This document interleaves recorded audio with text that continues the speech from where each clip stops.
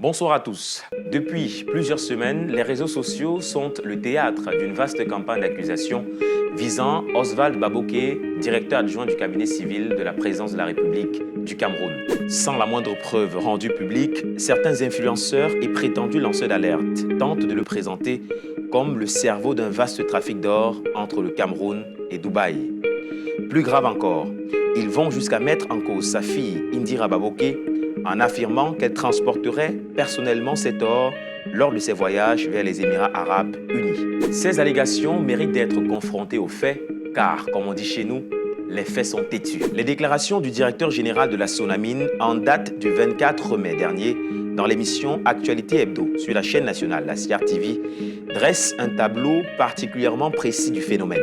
Elle montre que les anomalies entre les exportations officielles du Cameroun et les importations enregistrées par Dubaï ne datent ni de 2025, ni de 2024, ni même de l'arrivée d'Oswald Baboké à ses fonctions actuelles. Les chiffres parlent d'eux-mêmes. Dès 2008, Dubaï enregistrait déjà des importations d'or en provenance du Cameroun. En 2018, année où Oswald Baboké est nommé directeur adjoint du cabinet civil, ces importations avaient déjà atteint 11,7 tonnes. Plus encore, sur la période 2008-2018, Dubaï déclare avoir reçu plus de 73 tonnes d'or camerounais, alors que les exportations officiellement enregistrées par le Cameroun restent inférieures à 1 tonne. Comment peut-on donc attribuer raisonnablement à un responsable nommé en 2018 un phénomène dont les statistiques démontrent à suffisance qu'il a existé plus d'une décennie avant son arrivée et qu'il avait même déjà pris de l'ampleur? Les déclarations du directeur général de la Sonamine apportent également un autre éclairage essentiel. Elles décrivent précisément les acteurs et les mécanismes de la filière de commercialisation de l'or. Avant la réforme du Code minier de 2023, les agréments de bureaux d'achat et de commercialisation étaient délivrés par le ministère des Mines. Depuis cette réforme, la Sonamine est devenue le comptoir public chargé de la commercialisation de l'or et du suivi de cette activité. Les certificats d'exportation relèvent donc, selon les cas, du ministre des Mines ou de la Sonamine. Les contrôles concernent également les services des douanes, de la police des frontières, de la gendarmerie, des autorités aéroportuaires et des autres administrations compétentes. À aucun moment, dans cette chaîne institutionnelle, n'apparaît le directeur adjoint du cabinet civil de la présidence de la République. Autrement dit, ni ses fonctions, ni ses prérogatives ne lui confèrent la moindre compétence dans la gestion de la filière aurifère.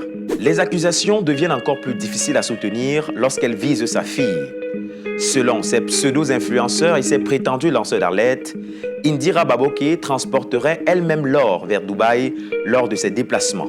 Là encore, les chiffres suffisent à démonter cette affirmation. Le directeur général de la Sonamine évoque des volumes de 8,4 tonnes en 2025, 12,2 tonnes en 2024 et 44 tonnes sur les 5 dernières années.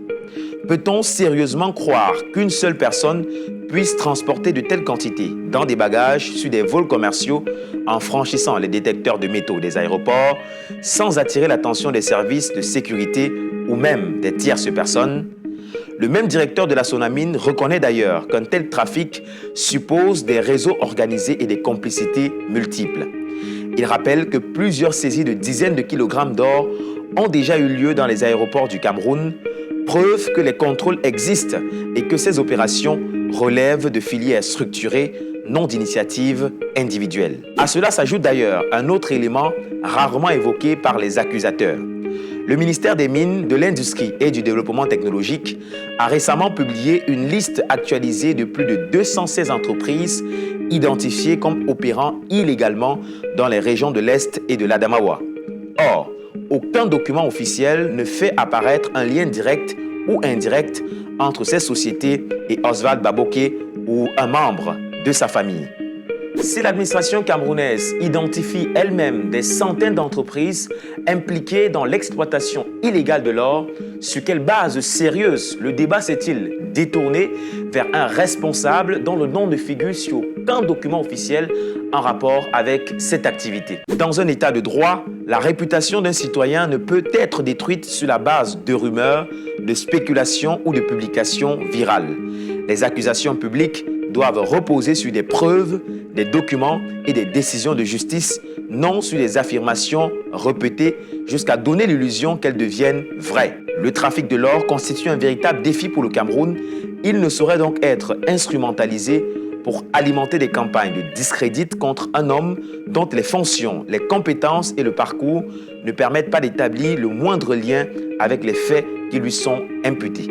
Au regard des éléments aujourd'hui disponibles, les attaques dirigées contre Oswald Baboké apparaissent davantage comme des campagnes de dénigrement que comme une démonstration fondée sur des faits établis. L'objectif de ces accusations est connu: salir l'image et la réputation d'Oswald Baboké, fidèle serviteur de la nation camerounaise qui bénéficie de la confiance totale du chef de l'État, le président Paul Biya.